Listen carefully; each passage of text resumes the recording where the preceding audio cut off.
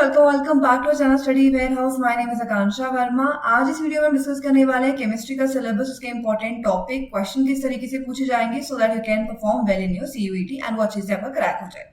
So first thing है 7 to 8 hours आपको पढ़ना ही है। So there are lot of students जो बोलते हैं कि 2 से 3 घंटे ही हम पढ़ते हैं एंड देन हमारा रिजल्ट आ जाता है and all that. So basically इधर they are some extraordinary students जिन्हें एक बार कोई टॉपिक देख के अच्छे से याद हो जाता है और वो आपसे झूठ बोल रहे हैं, ठीक है। बिकॉज मिनिमम आपको 7 to 8 आवर्स डेडिकेशन से पढ़ना होता है। अगर आपको जो कॉम्प्लेक्स चीजें हैं अच्छे से अंडरस्टैंड करना है, नोट्स बनाने हैं, क्विकली उन्हें रिवाइज भी करना है।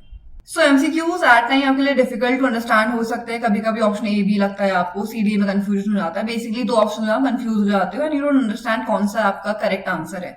So once you are done with your analyzing of your PYQ, उसके बाद आपको एनसीईआरटी के शॉर्ट नोट्स बनाने हैं and then you have to practice a lot of question. So question आप कहाँ से प्रैक्टिस कर सकते हो? So you can practice from Kiran publication. So here if you see this is 3-in-1 self guide book. यहाँ पे आपको 12 सॉल्ट सैम्पल पेपर्स गिवन है and a lot of MCQs as well.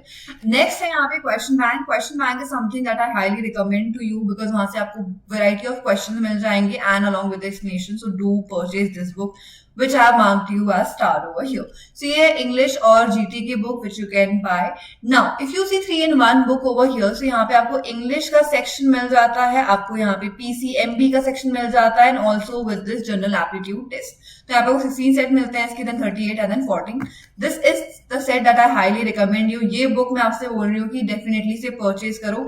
Link is in the description box below. Go check it out. There are some other books as well like self help guide book है, यहाँ पे general aptitude test की book है which will be very helpful for you. and यहाँ पे ये English की। so अगर आपको सिर्फ लग रहा है कि आप इंग्लिश और जीटी की बुक लेना चाहते हो, बाकी खुद कर लोगे, so you can do it ऐसा भी, but I am recommending you this book, so please go check it out, link description box में है। So now that you know that the syllabus is exactly the same as your 12th board examination, first thing is देखो PYQs. PYQs में देखो किस तरीके से questions past year से पूछे गए हैं, उसी हिसाब से अपना जो when you start reading NCERT उसी हिसाब से अपने शॉर्ट नोट्स बनाओ। अब 12th में क्या था, when you were giving your board examination it was specific that you have to write a lot of thing. Process आपको लिखना है, डेफिनेशन लिखनी है, डायग्राम लिखना है, उसको एक्सप्लेन करना है, हर एक चीज का रीजन जानना है। अब इसमें क्या होता है, इतना सब प्रोसेस वगैरह तो आपको ऑलरेडी याद होगा, बट इसमें क्या आपको इतना डिटेल में नहीं लिखना है। डायग्राम में मे बी वो पूछ ले कि ये क्वांटिटी क्या है, इसको लिखो वहां पे, they won't ask you the explain term over there, but या reason you should know for everything. Now talking about the syllabus, so as I told you 12th का जो आपने बोर्ड्स में दे रखा है वही एग्जैक्टली सिलेबस है। तो यहाँ पे तो वही चैप्टर्स गिवन है and whatever the thing is in your syllabus वो यहाँ पे ऑलरेडी मैंने इंसर्ट कर रखा है। Now what are the important topics that are there, so these are the important topics जिससे आपको डेफिनेटली पढ़ना है। हेनरी लॉ हो गया, राउल्ट्स लॉ हो गया, मोलैरिटी कॉन्सेप्ट आपको पता होना चाहिए। कॉलिगेटिव प्रॉपर्टीज में there are lots of topics, उसमें से ऑस्मोसिस एंड वेपर प्रेशर जो है वो इंपॉर्टेंट है। वांट ऑफ फैक्टर आपका क्या होता है एंड ऑस्मोटिक प्रेशर क्या होता है ये भी आपको पता होना चाहिए। आरओ किस पे वर्क करता है, दैट इज रिवर्स ऑस्मोसिस, उसके बारे में थोड़ा डिटेल में पढ़ लेना बिकॉज वहां से क्वेश्चन आ रहे हैं। ये are the types of question that you can get solution chapter में। सो कैम्फर इन नाइट्रोजन जो है कौन सा टाइप का सोल्यूशन है। तो कैम्फर क्या होता है, दैट इज अ सॉलिड, और नाइट्रोजन गैस क्या है, वो तो ऑब्वियसली गैस है। तो क्या हो गया यहाँ पे सॉलिड एंड गैस में हो गया, दैट मीन्स ये सॉलिड गैस है। नाउ बेसिकली अगर आपका जो सॉल्वेंट है दैट विल बी गैस, तो वो क्या हो जाएगा, गैसियस सोल्यूशन हो जाएगा। बट अगर सॉल्वेंट क्या रहेगा, लिक्विड रहेगा, तो लिक्विड सोल्यूशन हो जाएगा। बट अगर सॉल्वेंट आपका सॉलिड होगा तो वो क्या हो जाएगा, एक सॉलिड सोल्यूशन हो जाएगा। इन सभी के एग्जाम्पल चार्ट फॉर्म में आपके एनसीईआरटी में डायरेक्टली गिवन है, so you can go check it out that. तो बेसिकली ये हमारा टॉपिक है, this is important topic. Now next अगर क्वेश्चन हम देखते हैं, so consider the following types of statement regarding osmotic pressure. मैंने बोलते हैं ना ऑस्मोटिक प्रेशर जो टॉपिक्स वहां पे लिखे वो इंपॉर्टेंट है बिकॉज वो पास्ट ईयर में रिपीटेड फॉर्म में देखे गए हैं। So there lots of things. अब यहाँ पे क्या क्या टॉपिक देखे गए हैं, सो ये बात कर रहे हैं मोलर मास का हमारे। So molar mass of protein के बारे में बात कर रहा है, ये क्या ऑस्मोटिक प्रेशर मेथड से फाइंड करते हैं। देन ऑस्मोटिक जो प्रेशर है that is proportional to molarity and then reverse osmosis कब अकर करती है, when the pressure is higher then osmotic pressure. Then edema occur क्यों कर रहा है, due to retention of water in the tissue cell of osmosis. सो ये क्या है, बहुत बहुत इंपॉर्टेंट है। अब ये वाले क्वेश्चन यहाँ पे स्टेटमेंट्स गिवन होते हैं, that makes a question more difficult. तो आपको क्या होना चाहिए, सारे फैक्ट्स पता होने चाहिए। That is why I am saying short form में यहाँ पे नोट्स बनाओ so that is easy for you to understand it. Now lot of question, lot of students must be wondering कि इसका सोल्यूशन हमें कहाँ से मिलेगा and everything. So right now I am just telling you the questions only. आपको मैंने एक idea दे दिया कहाँ से आपको क्या पढ़ना है। NCERT is very very important. Question bank के लिए आप कोई सैम्पल पेपर्स फॉलो कर सकते हो, कोई पब्लिकेशन को फॉलो कर सकते हो, बिकॉज क्वेश्चन की वैरायटी कैसे चेंज होगी दैट इज आपको तभी एनालाइज होगा जब आप क्वेश्चन ज्यादा प्रैक्टिस करोगे। In case if you wondering, ये सब जो मैं क्वेश्चन यहाँ पे आपको दे रही हूँ, you want to know its answer, what you can do, pause करो उसे, अपना गूगल लेंस यूज करो, there will be the answer given to you. Test that from 2-3 websites and then you are good to go to get your result as well. तो वहां पे आपको answer मिल जाएगा. Now यही टाइप के question आपके sample paper में given है. That is why I am saying बहुत इंपॉर्टेंट है कि आप अच्छे से प्रिपेयर करो. Now if you see the next question over here, यहाँ पे वेपर प्रेशर के बारे में बात कर रहा है. ए डी, अब यहाँ पे कुछ ये गिवन है ना, यहाँ पे आपको क्या करना है, मोल परसेंटेज निकालनी है. बाइनरी सोल्यूशन है, जब दो चीजें यहाँ पे करो you are mixing it up. Next question बात कर रहे हैं यहाँ पे, a molecule X is associated in the given solvent over here. यहाँ पे कॉन्सेंट्रेशन, यहाँ पे इक्वेशन दे रखी है, then talking about the concentration. Bond top factor की यहाँ पे बात की जा रही है, which is found to be 0.80. Now you need to find the fraction of association of the molecule was this one. What was the value of n from there? Association dissociation क्या होता है ये भी आपको पता होना चाहिए, along with the example. and ऐसा क्यों होता है, कुछ मॉलिक्यूल एसोसिएशन प्रॉपर्टी शो करते हैं, कुछ डिसोसिएशन शो करते हैं. Why is it so? Now talking about electrochemistry, तो यहाँ पे नर्स इक्वेशन हो गई, खोलराश लॉ. अब ये कुछ टॉपिक आपके रटने वाले हो गए, that means these two.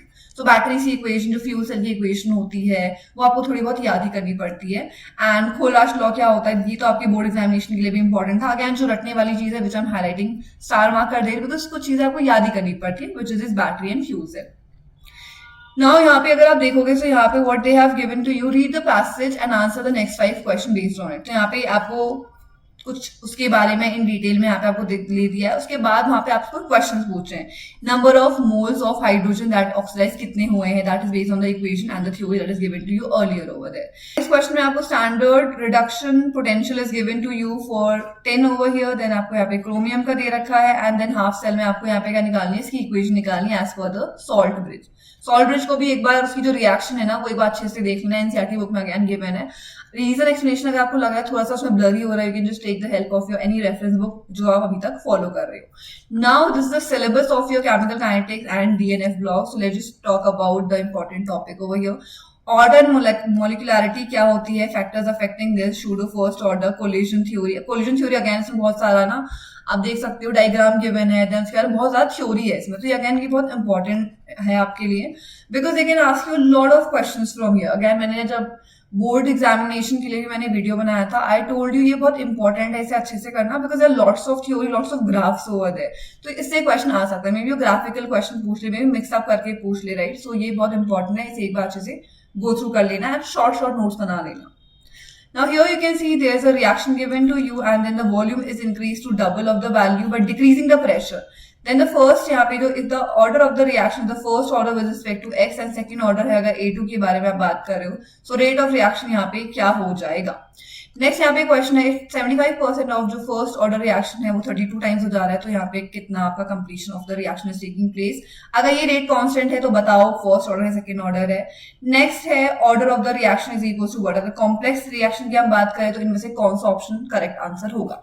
DF block की अगर हम बात करते हैं तो यहाँ पे जनरल प्रॉपर्टीज पता होनी चाहिए आपको, इनका प्रिपरेशन एंड प्रॉपर्टीज पता होना चाहिए, लैंथेनॉइड एंड एक्टिनॉइड्स, ये भी इंपॉर्टेंट है यहाँ पे, बिकॉज में they might give you some of the elements name and वो पूछ सकते हैं कि लैंथेनॉइड है या फिर एक्टिनॉइड है, तो थोड़ा बहुत से एक बार डिटेल में गो थ्रू कर लेना एनसीईआरटी की हेल्प से. बट इफ यू सी ना एनसीईआरटी में डीएफ ब्लॉक में उतना कुछ आसान तरीके से नहीं गिवन है, it is given to you in a complex form. तो इसके लिए आई वुड सजेस्ट कोई भी रेफरेंस देख लो, ओके, एंड वहां से नोट्स वगैरह फॉर्म कर लो, so that will be very easy for you. Because मैंने एनसीईआरटी से भी पढ़ा है डीएफ ब्लॉक एंड मैंने रेफरेंस से भी पढ़ा है, तो मुझे रेफरेंस ज्यादा आसान लगा. While you talk about the other chapters जो मैंने पहले बता रखे आपको एनसीईआरटी से गो थ्रू कर, वो एनसीईआरटी में ऑलरेडी सिंप्लीफाइड फॉर्म में गिवन है.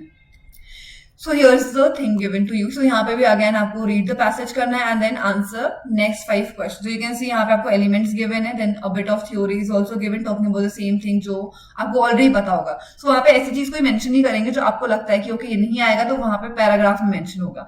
The things that will be mentioned over there will be the easiest one जो आपको ऑलरेडी पता है. सो डोंट थिंक कि वहां से आप आंसर कर सकते हो. Now identify the incorrect statement, ठीक है. तो बहुत स्टूडेंट्स क्या करते हैं, वो करेक्ट स्टेटमेंट ढूंढना चाहते हैं, पहला स्टेटमेंट रीड करते हो कहते हैं ये तो सही है एंड ए मार्क कर दे. That shouldn't be there. Question अच्छे से रीड करो कि वो इनकरेक्ट क्वेश्चन स्टेटमेंट की बात कर रहा है या फिर करेक्ट स्टेटमेंट की बात कर रहा है, राइट. तो उसे एक बार डिटेल में पढ़ना. पैनिक मत करना, पैनिक आप तभी नहीं करोगे when you have practice a lot of things. तो आपको पता है, यू फील कॉन्फिडेंट कि ओके हो जाएगा question paper, and then the chances of you making error और any sort of mistake is very less over.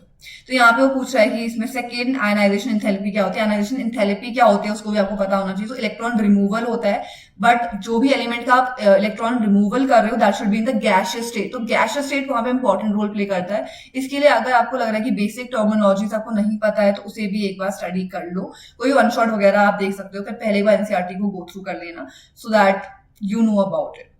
Now we are talking about this coordination compound and haloalkene and haloarenes. So coordination compound में nomenclature पूछ सकते हैं, VBT, CFT and isomerism. Isomerism से I think they can ask you a lot of questions because you know वहाँ पे they can give you any two examples, पूछेंगे इसमें isomerism कौन सा शो कर रहा है. Now let's understand कौन से टॉपिक्स पूछे गए हैं. ऑक्सीडेशन नंबर आपको निकालना है इसमें, देन यहाँ पे टोटल नंबर ऑफ आयंस आपको निकालने हैं, then which of the following is repelled when, अगर यहाँ पे इलेक्ट्रिक फील्ड यहाँ पे रख देंगे, स्पिन ओनली मैग्नेटिक मूवमेंट इसमें किसका होता है, and what is the value over here. Now talking about the haloalkane haloarenes over here, तो यहाँ पे तो अगेन सारी चीजें इंपॉर्टेंट हो जाती है, नोमेनक्लेचर आपको पता होना चाहिए. Naming reaction, now naming reaction is for the whole book. For the whole book basically means organic chemistry में जितनी भी नेमिंग रिएक्शन है you should know all of it. Markovnikov and anti Markovnikov rule क्या होता है, boiling point क्या होता है, नेचर क्या होता है इसका, ग्रूव्स प्रोसेस क्या होती है, SN1 SN2 क्या होते हैं. अगेन विद द एग्जांपल, ये अगेन ये बोर्ड का और यहाँ का सिमिलर है but I think you already no it, but एक बार से दोबारा से देख लेना. अब ये जो प्रॉपर्टीज हैं ये तो आपको लर्न ही करनी पड़ेंगी. There is no such shortcut which I can tell you about, तो ये आपको याद ही करनी पड़ेंगी. इलेक्ट्रोफिलिक सब्स्टिट्यूशन क्या होता है, इफेक्ट ऑफ सब्स्टिट्यूएंट क्या होता है, कोई अगर एलिमेंट हम ऐड करते हैं, कोई भी रिएक्शन कर रहे हैं तो why is it changing, like इसमें आपकी रीजन आपको सभी के पता होना चाहिए. Only then you will be able to answer the question very properly over here. Now यहाँ पे देखो फिल इन द ब्लैंक्स वाले आपके इस टाइप के क्वेश्चन तो आपके एनसीईआरटी में भी थे when you talk about questions over there. Let me just move the image a bit to the right because यहाँ पे option missing है. Okay, so options आपके ऐसे ही given होंगे इसमें. So because if you see the correct option आपको यहाँ पे आंसर करना है and you need to choose it from the options over here. तो वो order obviously won't be making it easy for you to answer ना, तो difficulty बनाएंगे. तो यहाँ पे इस क्वेश्चन मार्क का मतलब क्या है, राइट? तो you need to answer that, then इसका and this one. So based on the option over that you need to choose. So mg अगर ऐड कर रहे हैं हम किसी में तो ऑब्वियसली हम किस में ऐड कर रहे हैं, या तो इसमें बी होगा या तो आपका सी ऑप्शन होगा, राइट? तो अगर आप बी चूज कर रहे हो तो 4 से 3 में से कोई हो सकता है. अगर आप सी वाला चूज कर रहे हो तो मे बी इसमें ओके डायरेक्टली 4 होगा. Okay, that is how it is going to vary over there. तो थोड़ा बहुत आपको एलिमिनेशन मेथड भी आपको लगानी पड़ती है. ओके, ये ऑप्शन तो नहीं होगा. For example this option is not going to be, option 2 तो होगा ही नहीं, राइट? सो उसकी नेक्स्ट स्टेप में अगर आप देखोगे सिमिलरली रिएक्शन आपको फॉलो करनी है. अगर आपको रिएक्शन आती है तो तभी आप रिएक्शन कर पाओगे. Now here it is given to you, although जो क्लोरीन है that is electron withdrawing group है, वो क्या करता है, इलेक्ट्रॉन पुल करता है अपनी साइड. येट वो ये क्या है, ऑर्थो एंड पैरा डायरेक्टिंग है. सो ऑर्थो एंड पैरा डायरेक्टिंग मतलब क्या हो जाता है, अगर यहाँ पे कंपाउंड है तो यहाँ पे बनेगा, एंड यहाँ पे कंपाउंड है तो यहाँ पे बनेगा. ये क्या हो गया, पैरा वाला हो गया, ये क्या हो गया, ऑर्थो वाला हो गया, राइट? सो यहाँ पे जो एरोमेटिक सब्स्टिट्यूट बिकॉज क्यों करता है वो, then here are some reason. यहाँ पे 4 रीजन यहाँ पे गिवन है. अब इसमें से क्या हो रहा है, कोई एक, if you see the options over there ना, तो 3 ऑप्शंस हर उसमें दे रहा है. तो बेसिकली इन चारों स्टेटमेंट में से कोई एक स्टेटमेंट ऐसा है जो कि ट्रू नहीं है, तो उस स्टेटमेंट को ढूंढो आप. नाउ सिमिलरली यहाँ पे क्या देखो टेबल फॉर्म में गिवन है. अब स्वॉर्ड्स रिएक्शन में एक्चुअली होता क्या है, सो अगर आपको याद होगी then you can match the following, right? और जो इजी वाले होते हैं ना वो ऑलरेडी यहाँ पे दिए ही होते हैं, मतलब उसके जो पेयर है that will be mismatch. For example if you want to use elimination method, तो कभी कभी ना जो आप एलिमिनेट करना चाह रहे हो वो एक्चुअली वहां पे ऑलरेडी सॉर्टेड रहता है. तो अलग अलग ट्रिक्स होती हैं अलग अलग क्वेश्चन को सॉल्व करने के लिए, वो तभी हो पाएगा जब आप क्वेश्चन देखोगे. बट अगर कॉन्सेप्ट क्लियर है तो डायरेक्टली आप आंसर मार्क कर सकते हो. फिर यहाँ पे SN2 के बेसिस में the question is being asked over here. Now talking about alcohol, phenol and ether. So यहाँ पे reduction of this carbonyl compound given है, डिहाइड्रोजिनेशन गिवन है, एल्कीन, एसिडिक, हाइड्रेशन क्या होता है. नाउ इसके बाद ल्यूकास, ये टेस्ट तो बहुत इंपॉर्टेंट है. वो वहां पे कोई कंपाउंड दे देगा, बोलेगा ल्यूकास टेस्ट पास करेगा, विक्टर्स मेयर टेस्ट पास करेगा. इसके अलावा अगर आप पूरी बुक को कंबाइन करो बेसिकली ऑर्गेनिक केमिस्ट्री को, तो there are lots of test ना, तो ओवरऑल पूछेगा. बट हाँ, यहाँ पे अगर आपको सारे ये टेस्ट याद है then you move ahead with the next chapter. उसके टेस्ट आपको अच्छे से याद है then only you can answer the question very properly over there. फिर ये भी इंपॉर्टेंट है, Williamson ether synthesis process. Now these are the questions that are being asked. Increasing boiling point इनमें से किसका होगा? सो इफ यू सी, सबसे आपको लगेगा कि ओके पैंट वन ऑल होगा तो लास्ट में दे रखा है. Now the confusion arise in the पहला ऑर्डर एंड सेकंड ऑर्डर के बाद क्या होगा, बिकॉज लास्ट में तो पेंट वन ऑल ही दे रखे ना. सो that is why the options कैसे आपको गिवन है ना, उसके हिसाब से आपको नोट्स बनाने पड़ता है, उसके हिसाब से आपको अंडरस्टैंड करना पड़ता है टॉपिक. नाउ हियर ये प्रोसेस दे रखा है, कौन सा प्रोसेस है, you need to tell that. अब यहाँ पे नेम्स रिएक्शन है, सारी नेमिंग रिएक्शन है. सो अगर आपको ये भी समझ में नहीं आया, that basically means you need to study hard. Now again यहाँ पे क्या दे रखा है, a passage is given to you. So if you see no passage बहुत बार गिवन है क्वेश्चन में, पैसेज गिवन है, then they asking you the question over there. ये तो इजी सा हो गया, इसमें क्या है, directly IUPAC naming is asked to you. So now we will talk about aldehyde, ketone and carboxylic acid and then amine की बात करने वाले हैं. सो यहाँ से मोस्ट इंपॉर्टेंट आपके चैप्टर्स होते हैं, because most of the thing like alcohol के बारे में आपको बिहेवियर अब it you already know about. Haloalkane and haloarenes आपने ऑलरेडी पढ़ा होता है, राइट. तो यहाँ से डिफिकल्टी लेवल इंक्रीज हो जाता है, because most of the student जब ऑर्गेनिक स्टार्ट करते हैं वो वही 2 चैप्टर से स्टार्ट करते हैं, तो बार बार वो तो कंप्लीट हो जाता है, बट एल्डिहाइड कीटोन अमीन वाला रह जाता है. नाउ यहाँ पे कुछ इंपॉर्टेंट टॉपिक्स जैसे रोजनवुड हो गया, Stephen reaction, Gattermann Koch reaction, which can be confusing because यहाँ पे नए नए टॉपिक स्टार्ट हो रहे हैं. तो इसे अच्छे से एक बार देख लिया. टॉलरेंस टेस्ट क्या होता है, Fehling's test, iodoform test. So I told you कि टेस्ट बहुत बहुत इंपॉर्टेंट है, बिकॉज टेस्ट में ही आपको बहुत ज्यादा कंफ्यूजन होता है, राइट. सो एल्डोल क्या होता है, cross aldol, Clemmensen, Wolff Kishner reaction, Cannizzaro, cross Cannizzaro, you can see over here. Now talking about important topic. So Etard reaction में क्या होता है, फाइनल प्रोडक्ट आपका क्या बनता है. ये तो इस टाइप के ना fill in the blanks, complete the reaction, identify this product, ये तो पूछे ही जाएंगे बार बार. Now which product will give you this Hell-Vollard-Kirchner's reaction, कौन सा इनमें से प्रोडक्ट देता है, you should know this. Increasing acidic strength के हिसाब से लिखो, ये भी बहुत इंपॉर्टेंट है. Now you see there are lots of variety of questions that we are having here, right? So in which of the following compound, I think image थोड़ी cut रही है, I'm just gonna zoom it out a bit, अब properly दिख रही होगी.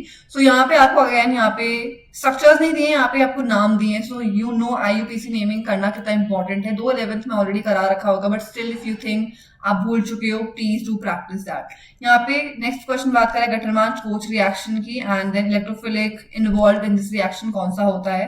Cannizzaro reaction क्यों undergo करता है, फॉर्मेल्डिहाइड क्यों अंडरगो करता है, you need to find the reason over here. अब अगर आपको पता है कैनिजारो रिएक्शन क्या होती है, यू नो कि वो क्यों गो थ्रू करता है, राइट. दैट इज नॉट, अगर आपको पता है कैनिजारो क्या है तो you know about it, right. तो यहाँ से आप वो कर सकते हो. तो ये रिएक्शन के बारे में आपको सभी कुछ पता होना चाहिए.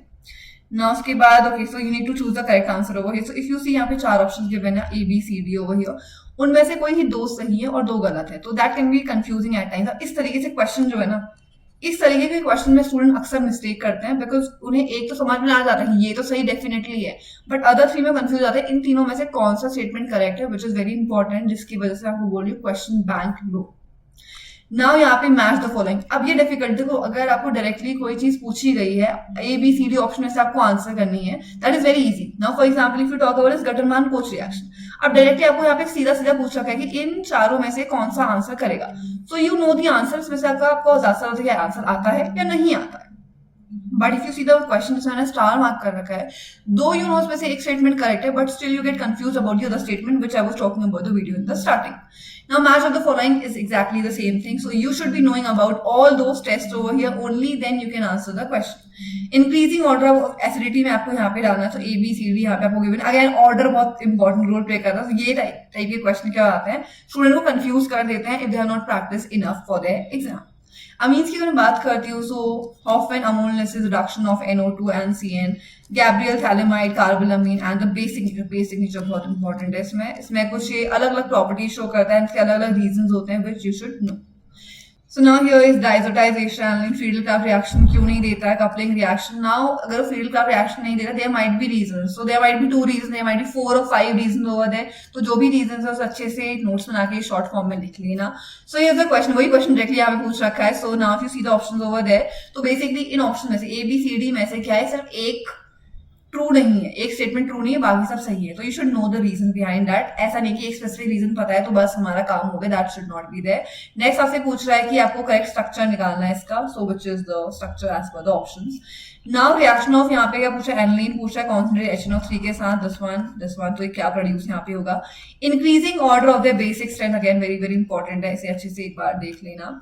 Now we talk about last chapter which is biomolecules. So biomolecules में अगर हम बात करते हैं तो ये इंपॉर्टेंट इसके टॉपिक्स हैं, protein, globular and fibrous protein, invert sugar, mutarotation, जो भी आपका ग्लूकोज, कार्बोहाइड्रेट जो ग्लूकोज होता है, fructose, sucrose, maltose, starch and glycogen क्या होता है, इंपॉर्टेंस ऑफ कार्बोहाइड्रेट क्या होता है, amino acid essential and non essential क्या होता है, ज़्विटरायन क्या होता है, डीनेचुरेशन ऑफ प्रोटीन क्या होता है, enzyme, nucleic acid and vitamin.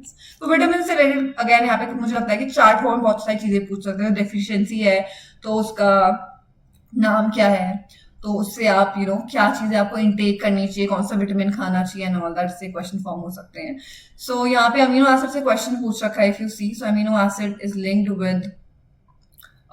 With the specific sequence, तो उसमें से कौन सा होगा ये। एंड देन फाइब्रस प्रोटीन क्या होता है। सो ये वाले क्वेश्चन बहुत कंफ्यूजिंग होते हैं। बायोमोलिक्यूल्स ऑलरेडी मैथ स्टूडेंट्स के लिए तो बहुत डिफिकल्ट है, ऑप्शंस आप देख ही लो। सिमिलरली नेक्स्ट यहाँ पे क्वेश्चन दिया function and disease, right. Biomolecule जो है उसके रिलेटेड यहाँ पे आपको फंक्शन और डिजीज यहाँ पे बतानी है, that are already given to you. So ये तो और कंफ्यूजिंग हो गया। आई सेड फंक्शन और डिजीज अलग अलग पूछेंगे, यहाँ पे कंबाइंड चार्ट में पूछ दिया, so which makes it a bit difficult. So that is it for today's video. I have showed you all the type of question, मैंने आपको एक्सप्लेन भी कर दिया नोट्स कैसे बनाने। Still if there is any doubt you can ask me in the comment section, I will surely answer that. Till that time, I'll see you in the next video. Bye bye everyone.